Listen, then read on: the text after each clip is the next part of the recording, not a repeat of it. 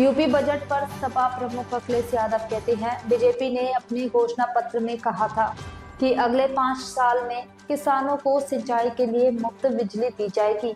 उन्होंने राज्य के किसानों की मदद के लिए सरदार वल्लभ भाई पटेल कृषि इंफ्रास्ट्रक्चर मिशन के लिए 25,000 करोड़ रुपए देने का वादा किया। भामाशाह योजना के लिए 1,000 करोड़ रुपए देने का वादा किया, जिसमें वे टमाटर, आलू और अन्य सब्जियों के लिए एमएसपी देंगे। घोषणा पत्र में यह कुछ बिंदु थे जो 9 राज्यों के बजट के बाद भी पूरे नहीं हुए हैं। क्योंकि 9वां बजट था इनका,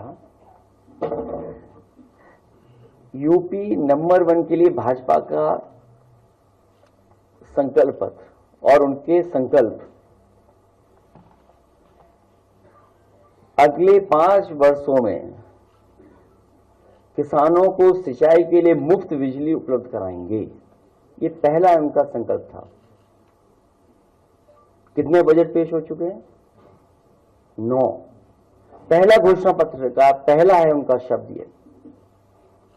दूसरा, वो कहते हैं कि हम 25,000 करोड़ की लागत के साथ सरदार वल्लभ भाई पटेल एग्रो इंफ्रास्ट्रक्चर मिशन बनाकर के प्रदेश भर के किसानों की मदद करने का काम करेंगे। कितने पैसे इकट्ठे करना चाहते हैं लोग इंफ्रास्ट्रक्चर फंड में, एग्रीकल्चर इंफ्रास्ट्रक्चर फंड में? 25,000 करोड़ रुपया। और 9 बजट इनके चले गए हैं। 1,000 करोड़ कह रहे हैं भामाशाह भाव स्थिरता कोष को बनाएंगे, जिसमें आलू, टमाटर, प्याज जैसे सभी फसलों का न्यूनतम मूल्य सुनिश्चित करेंगे। 1,000 करोड़ किसके लिए? भामाशाह योजना लाकर के जो हमारी सब्जियां या अन्य फसलें, मान लीजिए बुंदेलखंड में हमारे मूंगफली हो रही है, या बुंदेलखंड में हमारे तिल की पैदावार है, सरसों की पैदावार है, या उत्तर प्रदेश के अन्य क्षेत्रों में टमाटर है, कैप्सिकम है, अन्य फसलें हैं, उसके लिए मदद करने के लिए किसान के लिए 1,000 करोड़ रुपए का इंतजाम करेंगे। हमारा बुंदेलखंड का किसान बर्बाद हो गया, मूंगफली उसकी खरीदी नहीं गई। अगले 5 वर्षों में सरकार द्वारा न्यूनतम समर्थन मूल्य दिया जाएगा फसलों का।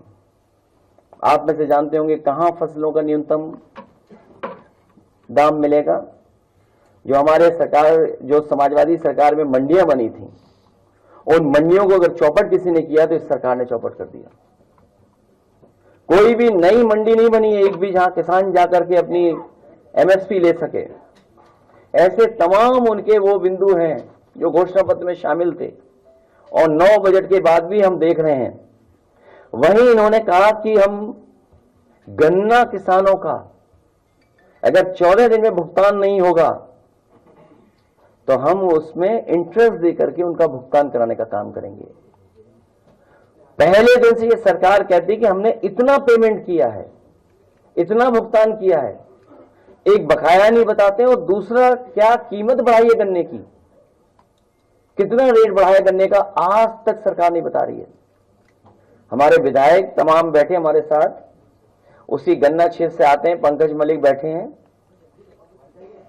अभी सहारनपुर में होकर के आया हूं, वहां भी कई महत्वपूर्ण किसान नेताओं से मैं मिला, पत्रकार साथियों से मैं मिला, औरों से जानकारी ली है। पूरे उत्तर प्रदेश के किसान चाहते थे गन्ने की कीमत बढ़े। सोचिए, डबल इंजन की सरकार ने दोनों बजटों ने ऐसा डबल ब्लंडर किया है कि किसानों की गन्ने की कीमत नहीं बढ़ा पाए, गन्ने की कीमत रेट नहीं बढ़ा पाए हैं। और 14 दिन तो भूल जाइए आप।